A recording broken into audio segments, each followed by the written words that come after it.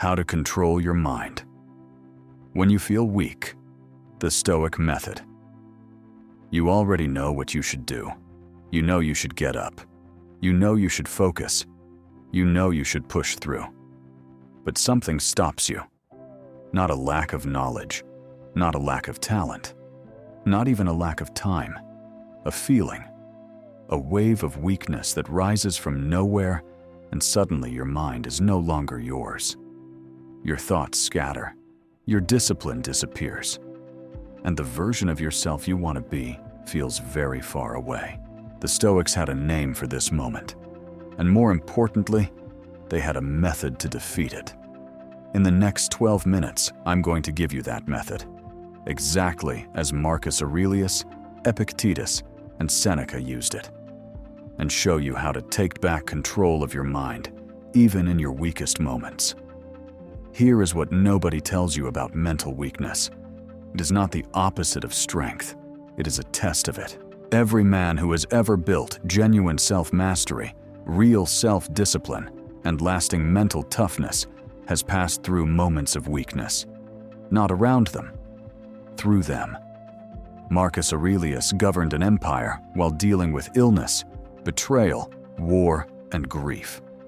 He did not wait until he felt strong to act like a strong man. He acted like a strong man precisely because he did not feel like one. That is the Stoic method in its simplest form. You do not wait for the feeling to change. You change the action first, and the feeling follows. Here is how. Step 1. Name the weakness before it names you. The first and most important step in the Stoic method is also the most overlooked. Most people experience weakness and immediately become it. The feeling arrives, and within seconds, it has absorbed their identity. They are no longer a person experiencing weakness. They are a weak person. Marcus Aurelius trained himself to do something different. The moment a destructive thought or feeling appeared, he would examine it directly. Not fight it, not suppress it. Examine it. He called this the discipline of perception. The ability to see a thing clearly before deciding what it means. The next time you feel weak, do not act on the feeling immediately. Do not surrender to it, and do not fight it. Name it. Say to yourself, I am feeling weak right now. This is a feeling. It is not a fact. It is not my identity. It is a temporary state passing through a permanent mind. That single act of naming creates distance between you and the feeling. And distance is where self-mastery begins. Because a feeling you can observe is a feeling you can manage. A feeling that observes you is a feeling that controls you. Step 2. Return to what is in your control. When weakness takes hold, the mind does something predictable. It expands the problem. Suddenly, everything feels impossible. Not just the task in front of you. Everything. The future feels uncertain. The past feels like evidence of failure. The present feels overwhelming. This is not reality. This is the mind under stress doing what it was designed to do. Scan for threats and multiply them. Epictetus spent his entire life teaching one principle to defeat this pattern. Separate what is in your control from what is not.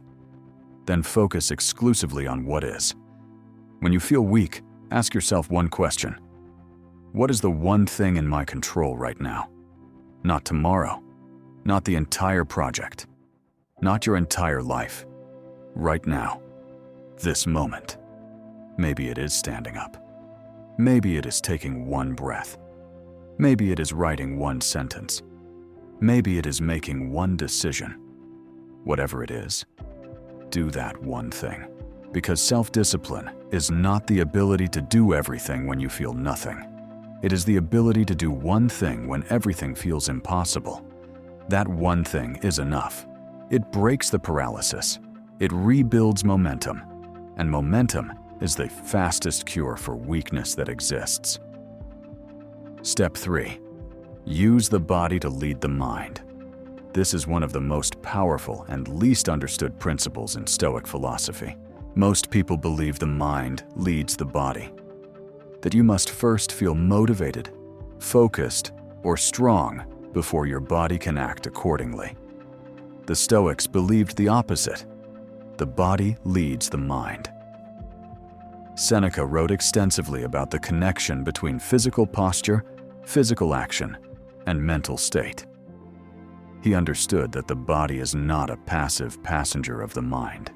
It is an active participant in creating mental strength and emotional control. When you feel weak, your body reflects it. Your posture collapses. Your breathing becomes shallow. Your movements slow down. Your eyes drop. And every one of those physical signals sends a message back to your brain, confirming the weakness. The Stoic method interrupts this cycle physically. Stand up straight. Take a slow, deep breath. Look forward. Move with purpose, even if you have nowhere to go.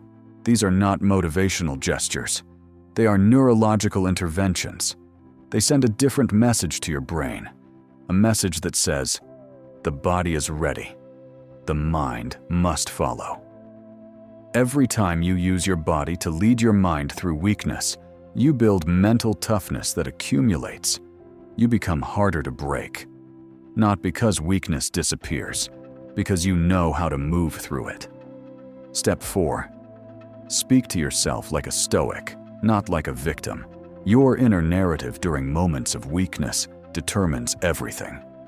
Most men, in their weakest moments, speak to themselves in ways they would never speak to another person.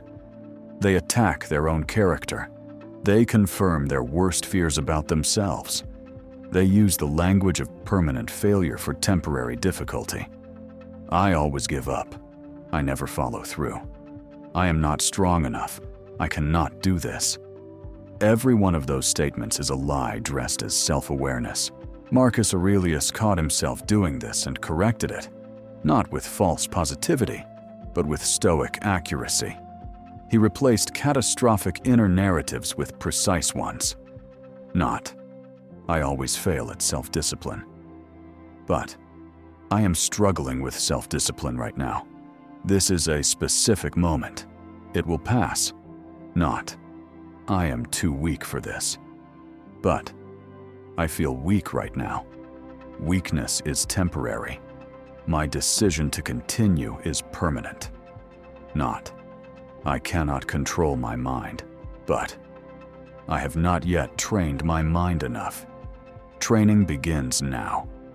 This is not positive thinking. This is accurate thinking. And accurate thinking is the foundation of a strong mindset.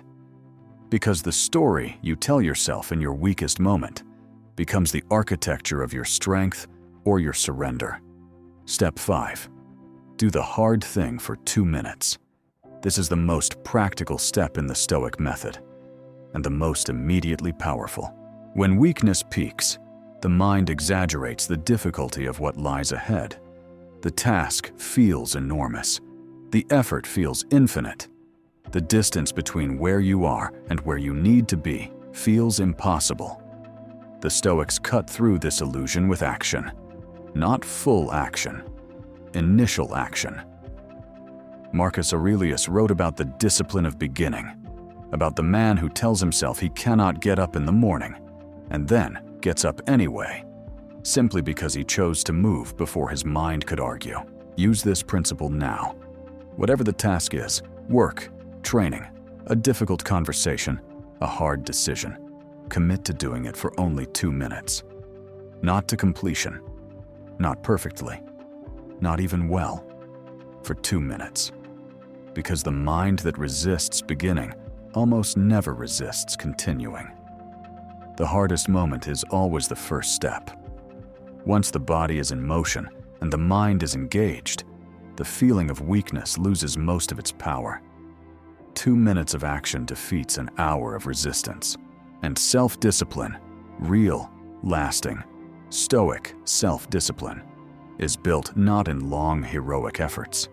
It is built in these small daily victories over the voice that says, not today. Step 6.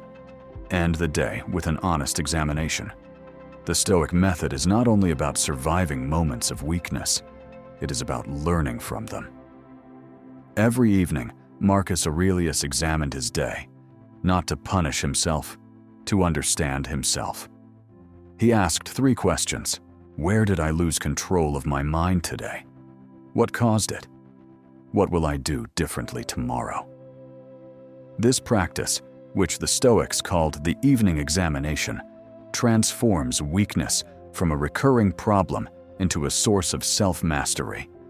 Because weakness rarely appears randomly, it follows patterns, it has triggers. It arrives at predictable moments, after certain interactions, under certain types of pressure, at certain times of day. The man who examines his weakness learns its patterns. And the man who knows the patterns of his weakness is no longer surprised by it. He sees it coming. He prepares for it. And when it arrives, he applies the method, not in panic, but in calm, disciplined self-control. Personal growth is not the absence of weakness. It is the mastery of your response to it.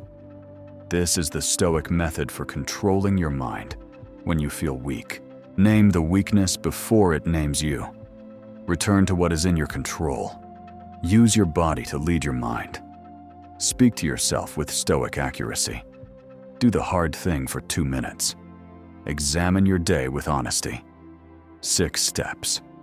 Each one simple. None of them easy.